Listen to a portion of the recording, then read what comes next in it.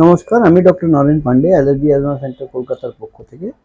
আজকে এই অ্যালার্জি নিয়ে অনেক আলোচনা হয়। আজকে আমরা অ্যালার্জি মূল মূল বিষয়টা নিয়ে আলোচনা করছি। আপনারা যারা নতুন দর্শক এসেছেন ওনাদের অনেক অনেক ধন্যবাদ। আর ওনাদেরকে আমি অনুরোধ করি লাইক, সাবস্ক্রাইব, কমেন্ট, শেয়ার করার জন্য। আর পুরনো দর্শক যারা লাইক, সাবস্ক্রাইব, কমেন্ট, শেয়ার করছেন ওনাদের আমি অনেক অনেক ধন্যবাদ জানাই। এখনো যদি সাবস্ক্রাইব না করে থাকেন তাহলে একটা সাবস্ক্রাইব বেল অল যদি প্রেস করেন তাহলে সমস্ত ভিডিও প্রথমেই আপনি পাবেন। আমি কলকাতায় শিয়ালদা স্টেশনের পাশে হাঁটা পথ 5 মিনিটের মৌলালি মাজার বাঁদিকে যে রাস্তা প্রবেশ করে ওই রাস্তায় প্রবেশ করে একটা বাড়ি ছেড়ে দ্বিতীয় বাড়িতে আমি অবস্থিত। মৌলালি মাজার আর ইন্টালি সিনেমা হলের মাঝখানে।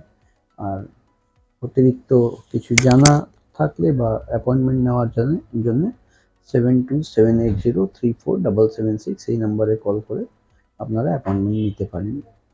তো অ্যালার্জিটা কি সেটা জানার জন্য আজকে এই ভিডিও করার উদ্দেশ্য।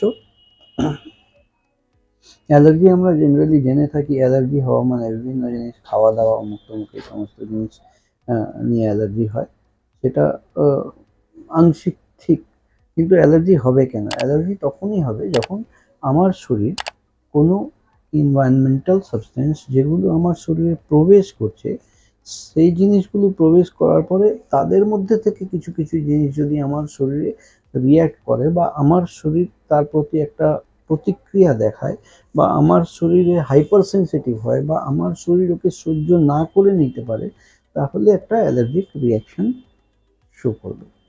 এই এই অ্যালার্জিক রিয়াকশন জেনারেলি যখনই হয় তখনই আমরা চিন্তা ভাবনা করি এই ডিম, চিংড়ি মাছ, বেগুন, ঠান্ডা জিনিস, অনেকে নিম পাতা, পালং শাক, এই সমস্ত জিনিস বা বিভিন্ন একটা তালিকা আমরা পেয়ে থাকি।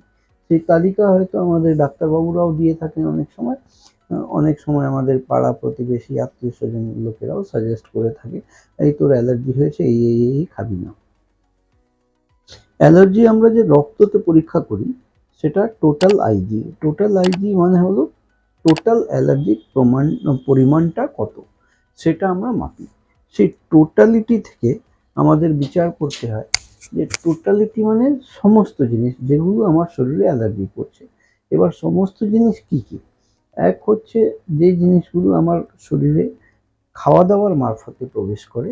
আর দ্বিতীয় হচ্ছে যে আমাদের আবহাওয়াতে ডিফারেন্ট পলিউটেন্টস আছে, যে ডিফারেন্ট অ্যালার্জেন্স আমাদের আবহাওয়া অ্যাটমসফিয়ারে আছে যেটা নিঃশ্বাসের সাথে শরীরে প্রবেশ করে তারা। এবার খাওয়া দাওয়া আমরা দিনে 2 বার 4 বার 5 বার in divided quantities of so many things, অনেক জিনিস মিলিয়ে আমরা খাই। এবং আবহাওয়া এনভায়রনমেন্টাল যে ফ্যাক্টরগুলো আছে সেটা আমাদের নিঃশ্বাসের সাথে শরীরে প্রবেশ করে। আর আমাদের যে রেসপিরেটরি ট্র্যাক্ট আছে নাক থেকে নিয়ে নিচে লাং অবধি, এই পুরো রেসপিরেটরি ট্র্যাক্ট আর লাং এটা হচ্ছে ওপেন অর্গান যেটা ডাইরেক্টলি অ্যাটমসফিয়ারে এক্সপোজড আছে। আমরা যা নিঃশ্বাস বাতাস শরীরে প্রবেশ করছে সে সমস্ত কিন্তু এখানে যাচ্ছে। আর এখানে গিয়ে ওই মাস সেল, ওখানে রিসেপ্টর সেল থাকে যেগুলো রিসিভ করে একটা অ্যালার্জিক ক্যাসকেড তৈরি করে অ্যালার্জিক ট্রিগার হিট করে। বাতাস জেনারেলি আমরা সারাদিনে 10,000 লিটার আদান প্রদান করি, নিঃশ্বাস নিই আর ছাড়ি। তার বানাম খাওয়া আমরা সারাদিনে 1 কেজির বেশি বোধহয় খাই না, ইন ডিভাইডেড কোয়ান্টিটি সমস্ত কিছু মিলিয়ে। তো আমাদের তুলনা হচ্ছে 10,000 লিটার বানাম 1 কেজি। ন্যাচুরালি খাওয়া দাওয়া অনেক নেগলিজেবল।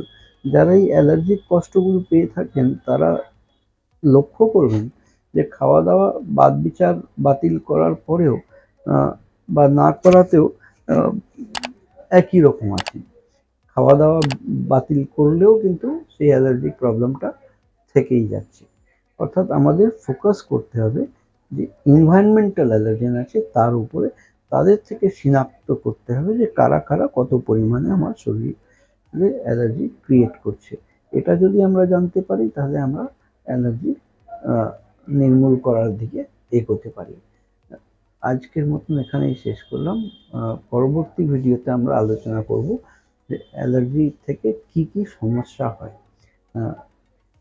আপনারা ভালো থাকুন, সুস্থ থাকুন। ভিডিওটা শোনার জন্য ধন্যবাদ। আমি doctor Naren Pande, allergy asthma সেন্টারের পক্ষ থেকে। আমি কলকাতায় মৌলালিতে শিয়ালদা স্টেশনের পাশে মৌলালি মাজার আর ইন্টালি সিনেমা হলের মাঝখানের বাড়িতে অবস্থিত।